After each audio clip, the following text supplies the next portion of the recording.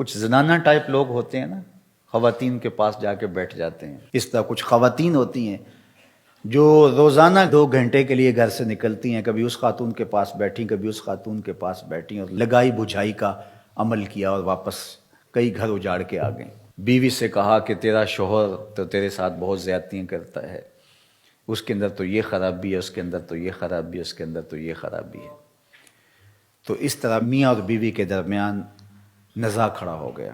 اگر ان کی زندگی گزرے بھی تو تلخ گزرے گی، نہیں تو طلاق پر نتیجہ پہنچے گا. اور طلاق جب ہوتی ہے اللہ کا عرش بھی کانپ اٹھتا ہے.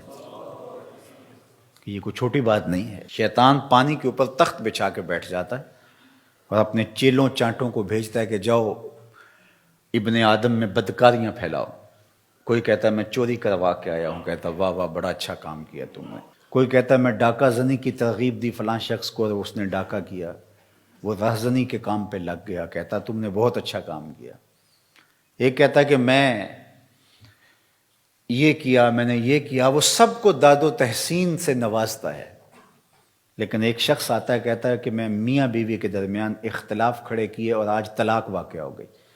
تو شیطان اٹھ کے کھڑا ہو جاتا ہے اور باہوں میں سمیٹ لیتا ہے، کہتا ہے کام تو نے کیا ہے. تو میرے اور آپ کے آقا و مولا حضور ختمی المرتبت صلی اللہ علیہ وآلہ وسلم نے ارشاد فرمایا لیس منا من خبب امرأة علی زوجها ولیس منا من خبب عبدا علی سیدہ. جس نے بیوی کو شوہر کے خلاف ابھارا یا غلام کو آقا کے خلاف کیا، فرمایا ہمارے ساتھ اس کا کوئی تعلق نہیں ہے.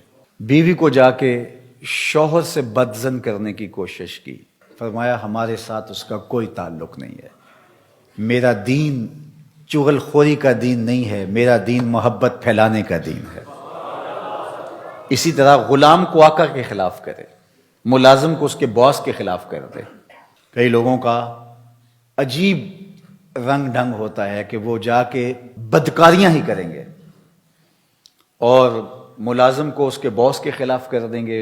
نتیجہ کیا ہوگا کہ وہ یا تو پھر خائن بن جائے گا یا پھر بدزنی اس حد تک بڑھے گی کہ وہ اس ملازمت سے نکال دیا جائے گا. اور یہ اس کو ملازمت متبادل دینے والا نہیں ہے.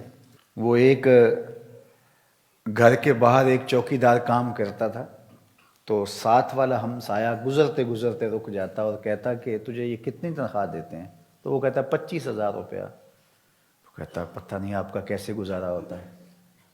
بس یہ کہہ کے چلا گیا. اور یہ جہاں سے تنخواہ لیتا ہے اس کو دشمن سمجھنے لگا اور سامنے والے کو اپنا ہمدرد سمجھنے لگا اور زندگی میں تلخی بھرنا شروع ہو گئی. اب اس نے جملہ صرف اتنا ہی کہا اوہ بڑی مشکل، پھر آپ کا تو کیسے گزارا ہوتا ہوگا؟ یہ تو ماشاءاللہ ان کے تو پاس بڑی جائیداد ہے، بڑے پیسے ہیں، یہ آپ کو اتنی تنخواہ دیتے ہیں؟ تو مجھے آپ دے دیجئے، آپ اس کو رکھ لیجئے، 50,000 روپے آپ لے لیجئے. لیکن وہ اپنے چوکیدار کو 20,000 دے رہا ہے.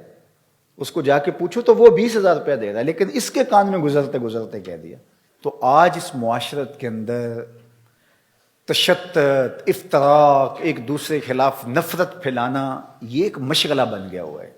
خاندانوں کے اندر ایسے لوگ ہوتے ہیں، کچھ مرد ہوتے ہیں، کچھ خواتین ہوتی ہیں جن کا کام ہی تفریق کی بدکاری کرنا ہے.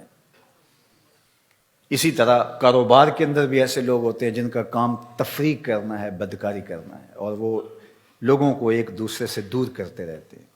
اور سب سے بدترین شخص وہ ہے جو میاں بیوی کو آپس میں دور کر دیتا ہے اور یہ رشتہ خاندانی وحدت ٹوٹ جاتی ہے. اور اس سے بھی بدترین وہ ہے کہ جو مسلمانوں کو تفریق کر کے فرقہ بندی کی بنیاد ڈالتا ہے اور امت ٹکڑے ٹکڑے ہو جاتی ہے. تو اس لیے اللہ کے محبوب علیہ السلام نے کتنی سختی سے یہ بات ارشاد فرمائی کہ اس کا ہمارے ساتھ تعلق ہی نہیں ہے، اس کا ہمارے ساتھ رشتہ ہی نہیں.